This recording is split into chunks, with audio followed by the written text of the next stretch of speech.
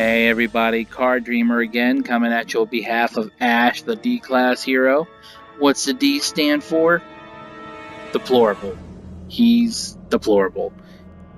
If you saw him in action, that should be the first word that comes to mind. So, today I'm coming at you with a review for Back to the Future the Game 35th Anniversary Edition. I'm playing this on the Xbox One, however the game is available on the Xbox 360, PlayStation 3, and PlayStation 4, and was originally a Wii exclusive, however they eventually re-released it with HD graphics and so forth, and I'm glad I got it for the One. Having said that, I'm a huge fan of the Back to the Future series as well as the Telltale games in general. I'm a huge fan of both. I did get Back to the Future on the Wii. However, because of my back catalog being so huge, I never got a chance to play it. And then this went on sale for $12, so I ended up jumping on it, and I'm glad I finally got time to play it. So if we check out the menus here, as you can see, it does follow the standard Telltale episodic adventure. There are 5 episodes listed there. And they did a phenomenal job with this game. I'm just going to say that right off the bat. As you can see, there's About Time, Get Tannen, Citizen Brown, Double Visions, Out of Time. But I want to take a moment to talk about what's below that, the play video. And this is a video that is about the game, the making of it, the things that went on behind it. And normally I hate these things. I think they're boring. They're a waste of space. They do nothing for me. But this is an exception, and I don't know if it's because I love Telltale or if just because I love Back to the Future, but this one was done great. I don't think it's too long, so it doesn't bore you, it isn't long-winded, and I don't think it's too short as to tell you nothing. There's some great interviews with the people behind the art, even telling you that it was based loosely on the cartoon series. There's things, interviews with the guy who wrote the story for the game, interview with Bob Gale, Christopher Lloyd, the voice actor for the, young Marty, and the gentleman who played Biff in the movies. He returns as well. I forget his name, unfortunately, but there's interviews with him, and it's just a really fun video. The quality is done really well, and I'm really, really glad they took the time to put that on there. So, going back to the menus, as you can see next to each episode, there's a nice little piece of art that coincides with some aspect of what that episode story deals with. And there is a really good story to this game too, which we can talk about a little bit. I do want to show you, if you click on an episode, little flux capacitor loading comes up. Gotta love that. Nice little tribute to the first movie at the Pine Mall. And you have your option. You can continue the game from where you left off. You have a new game if you want to start over. You have a load game. Now, I got to talk about the save system in this game.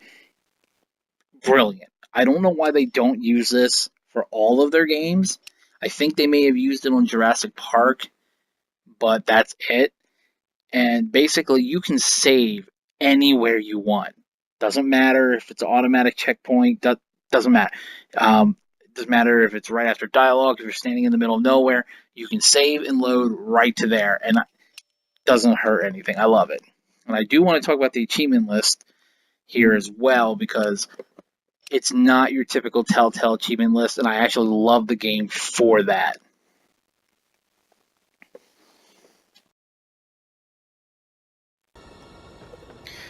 So, first let me talk about the gameplay. As you're going to see in the background, gameplay is not quite as linear as, say, their other games, like The Walking Dead or The Wolf Among Us. Whereas those games just give you a room to explore here and there, this game really gives you everywhere to explore. It gives you the world almost. Come on. Got any last words? Meaning, like, every room, every screen you're in, there's plenty to interact with, to explore, to do something with, and I really like that. As you can see here, I just set up a trap that you get to lay out And Who the hell are you? I'm the it was a lot of fun. The way they do it is way more interactive than other games. Nice one, Doc. Now I want to talk about the achievement list. The achievement list for other Telltale games tend to be pretty much do whatever you want because you're going to get them. They're all story related. You can't miss them. And there is something to say for that if you want a nice casual game and you don't want to think too hard, just play and have fun. I get that. I'm one of those people sometimes you just get in those moods. But sometimes it's nice to go in the opposite direction. Whereas in this instance, there are 59 total achievements in the game. 31 of them are missable, meaning they require you to interact with something in the game or just manipulate events or do something that doesn't necessarily progress the story, but it's fun to do. It really makes the world bigger. For instance, in episode 4, there's an instance where there's an achievement for using these algae cakes to turn everyone's teeth green. It doesn't do anything for the plot. It's just funny to do it. It's just fun to see it happen and see people's reactions to certain things. But there's no point to it. But it's fun to do, and there's an achievement for it. So the game, through its achievements, is encouraging you to explore different options, and that's awesome. I do have to recommend, however, if you are going to go for every achievement in one playthrough, please read a guide. It will save you so much time. There's a wonderful guide online. It'll make things smooth, and you'll enjoy I think you'll just enjoy the experience following it in one quick succession. Each episode took me roughly around, I'd say 1.5 to 2 hours, 2.5 tops, depending if it was a long episode or not. I think the 5th episode is a little short, but I do think 3 or 4 was a little longer, so it balances out. It's just like riding a bike. So it is an easy completion. Just follow a guide if you're the achievement type, the trophy type. So having said that, you're going to get ideas here that you're going to see through the gameplay. Really show you there's more to this than The Walking Dead, or Walking Dead, or Wolf Among Us, which really just was move a joystick or dodge a zombie here and there, or to blow in or whatever. There's. I just feel like this was more the inventory screen, which you're going to see come up every now and then as well, was, I thought, really well done. And this goes back to what I was saying about interactability. And let's say go back to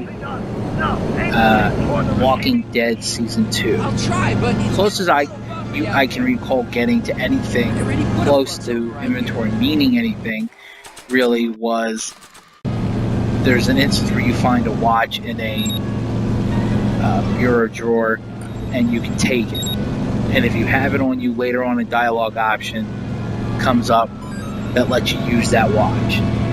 That's it. You don't click on it, you don't do anything with it, you don't choose when. Whereas in this game, you can get objects and you hold them in an inventory and you can pick them and use them at any time. And the game will tell you if it's not appropriate for the situation. But other times you can just have fun with it. It doesn't do anything for the story, but you can use it and interact with it. And I thought that was really well done as well.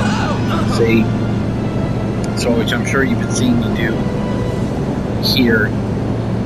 And I also there's two. If I have to pick really any two things to complain about, if I want to get moving on the story, I really only have one complaint, and it's very, very minor, and that's that I wish execution-wise it would have been a little more mature styled movies, but rather than the cartoon. However, because it's launched on the Wii as an exclusive of Nintendo, which is a more family-friendly system, I understand why they went this route. It makes sense, but I would just preferred a little more seriousness that the movies had. I know 2 was a little more tongue-in-cheek than I say 1 or 3 was, but either way, I did love the story. I thought it was very interesting to get more history on Doc Brown. It's kind of almost a role reversal. I don't want to spoil anything, but whereas you more got in the movies a glimpse of Marty's life and his background, things are reversed here. This is more Marty seeing Doc and protecting Doc. So I thought it was really cool that things got reversed here while still having some of the similar tropes or similar stunts or gags that we're used to seeing in the Back to the Future movies, that things that we expect to see, that we enjoy seeing, some of the same running gags. But this was just really well done, very well executed. If you love Back to the Future, if you love Telltales, you owe it to yourself to play this. This is definitely one of the more fun, interactive, keep you involved games that they have done.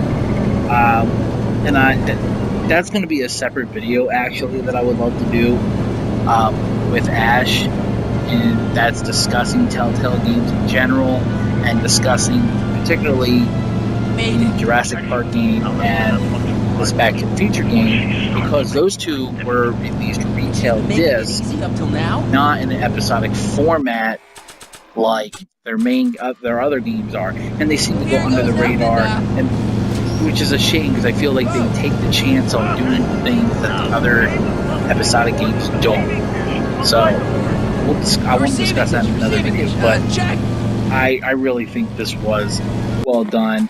It's a lot of fun. The story's great.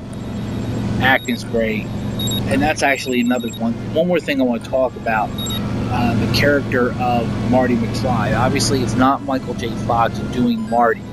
And that play video actually explains why. But Michael J. Fox does have a role in the game. He plays another character.